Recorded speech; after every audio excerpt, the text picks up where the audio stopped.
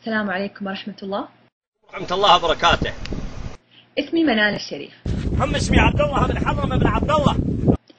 قاعدين نسجل الفيديو هذا لأنه في عندنا أسئلة قاعدة تتكرر مرة كثير من المشاركين معانا على صفحة الفيسبوك وتويتر وعلى الإيميل. المملكة العربية السعودية فورن تنتر. ونبي نجاوب لكم عليها في فيديو واحد عشان نرتاح. أول سؤال المشرفين بيقولوا لي عليه بيتكرر كثير، وهو كان صراحة أحلى سؤال. من أنتم؟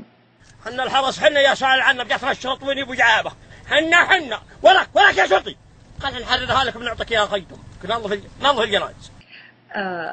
من نحن؟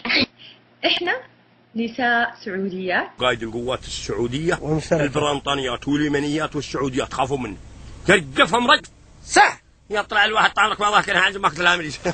سوا بنات البلد هذا، بس إنه عندنا ظروف مرينا بيها مرة صعبة بسبب هذا الموضوع، قيادة المرأة للسيارة، خلتنا نفكر في حلول نطرحها، وهذا اللي بدأ المبادرة هذه.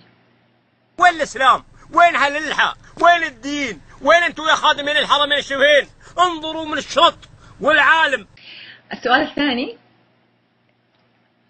يقول ليش 17 يونيو؟ وإحنا نقول ليش مش 17 يونيو؟ سوا عشان نهيئ الناس، نبين للناس إنه إحنا جادين في الموضوع هذا، وإنه إحنا فعلا بنعاني، ونبى ناخذ قرار، والقرار هذا نبى نطبقه، وإذا ما حطينا عليه تاريخ ما راح نلتزم. ونبى نهيئ المجتمع من الآن إلى هذا التاريخ، إنه ونوريهم إنه ونوعيهم بالمشاكل اللي إحنا قاعدين نمر بيها، فاحتجنا وقت. قال غبريت على مثل القادة، لا كان سكر دحلها طلعت. وزير الداخلية قال قيادة المرأة للسيارة في السعودية جدل لا معنى له، والقضية شأن اجتماعي يقرره المجتمع. يا منمير يا مسدى صوبك بابا شيك صدر الله شيك.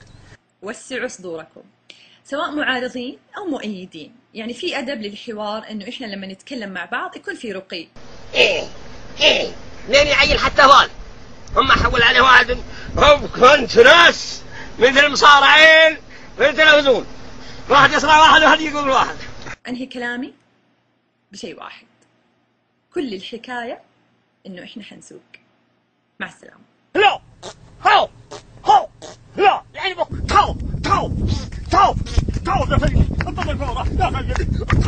تعال